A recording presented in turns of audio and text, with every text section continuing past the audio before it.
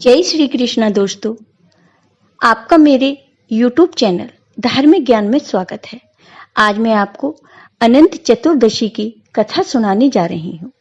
बहुत समय पहले सुमंत नाम के एक ब्राह्मण थे।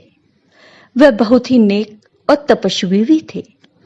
उन्होंने दीक्षा नाम की औरत से विवाह किया था और दोनों को सुशीला नाम की एक पुत्री भी थी।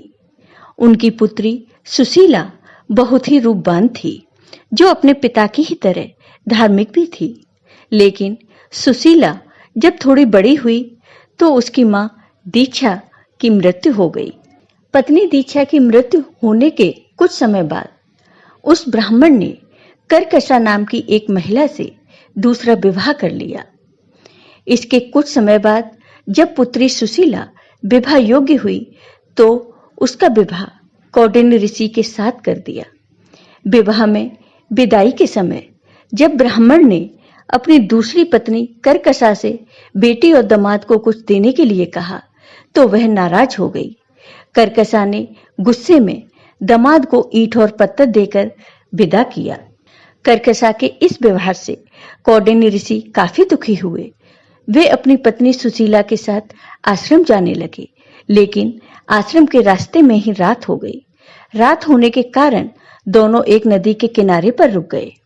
इसी दौरान सुशीला ने देखा कि नदी के किनारे कुछ स्त्रियां सुंदर कपड़ों में सजी हुई हैं। वे किसी देवता की पूजा भी कर रही थीं। सुशीला उन स्त्रियों के पास गई तो उन्होंने बताया कि वे अनंत व्रत की पूजा कर रही हैं और उन्होंने उस पूजा की महत्ता के बारे में भी बताया। उन स्त्रियों की बात सुनकर सुशीला ने भी उसी समय उस व्रत को करने का मन बनाया और 14 गांठों वाला डोरा हाथ में बांधकर वापस ऋषि कौंडिन्य के पास चली आई। जब ऋषि कौंडिन्य ने सुशीला से उस डोरे के बारे में पूछा तो सुशीला ने उन्हें सारी बात बता दी। इस पर गुस्सा होते हुए ऋषि कौंडिन्य ने सुशीला के हाथों से उस डोरे को खोलकर तोड़ दिया और उसे आग में जला दिया। उनके ऐसा करने पर भगवान अनंत जी नाराज हो गए। इसकी वजह से ऋषि कौंडिन्य की सारी संपत्ति खत्म हो गई और वे कुछ ही समय में बहुत गरीब हो गए। इससे ऋषि कौंडिन्य बहुत ही दुखी रहने लगे।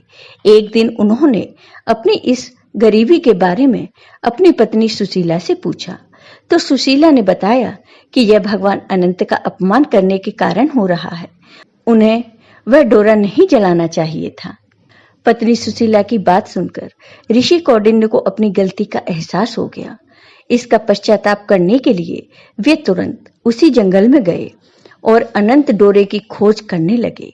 कई दिनों तक वह जंगल में भटके, लेकिन उन्हें अनंत डोरा नहीं मिला।